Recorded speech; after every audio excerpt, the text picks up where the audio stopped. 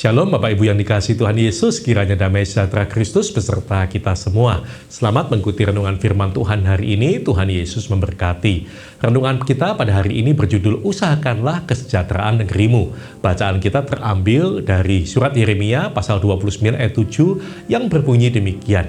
Usahakanlah kesejahteraan kota kemana kamu aku buang, dan berdoalah untuk kota itu kepada Tuhan, sebab kesejahteraannya adalah kesejahteraanmu. Bapak, Ibu, dan saudara sekalian, Yeremia tidak menafikan kenyataan yang dihadapi oleh bangsa Israel, yakni sebagai orang buangan dan tawanan.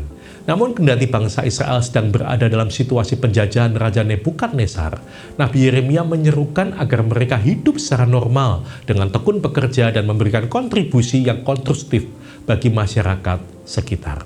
Dengan kata lain, mereka harus terlibat aktif dalam kegiatan mensejahterakan kota Babel.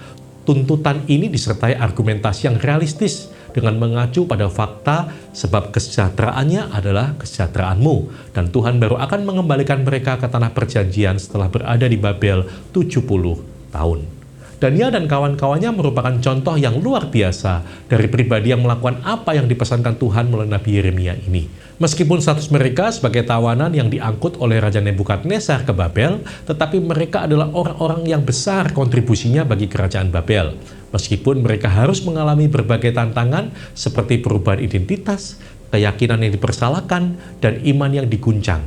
Tetapi mereka tidak menyerah dan tetap berdiri sebagai orang yang berintegritas, tetapi berkontribusi bagi kemajuan negeri di mana mereka ditempatkan oleh Tuhan. Ada beberapa hal yang sebaiknya kita cermati dari ayat ini. Mari kita lihat urutannya.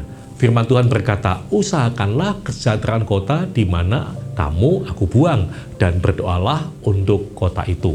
Kata dan di sana menunjukkan adanya dua aktivitas berbeda namun saling berhubungan. Dalam konteks kita sebagai bangsa Indonesia, seringkali orang Kristen dianggap sebagai kaum minoritas. Tetapi ini bukan berarti kita mempunyai alasan untuk tidak melakukan apa-apa bagi negeri ini. Terlepas dari apa panggilan kita sebagai anak Tuhan, untuk terus memanjatkan doa syafaat atas kota, bangsa dan negara kita, termasuk para pemimpinnya, adalah sangat penting bagi kita untuk melakukan sesuatu secara nyata demi kesejahteraan kota atau negeri di mana kita tinggal. Allah melalui Nabi Yeremia dengan lugas dan tegas mengamanatkan, usahakanlah kesejahteraan kota.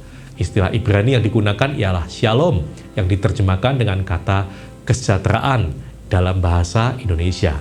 Padanan kata shalom dalam istilah Yunani adalah eirene. Kedua kata ini, shalom dan eirene, dalam Alkitab seringkali diterjemahkan dengan damai sejahtera.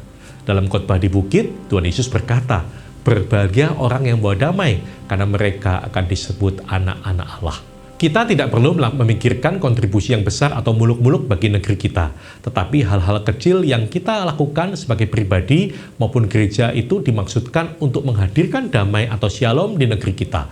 Salah satu hal yang bisa kita lakukan adalah dengan bijak menggunakan smartphone atau medsos kita, dengan tidak meneruskan berita-berita yang tidak dapat dipertanggungjawabkan alias hoax. Itu merupakan kontribusi yang bisa dilakukan oleh setiap orang sebagai warga negara dan sebagai anak-anak Allah bagi kesejahteraan negeri ini. Amin.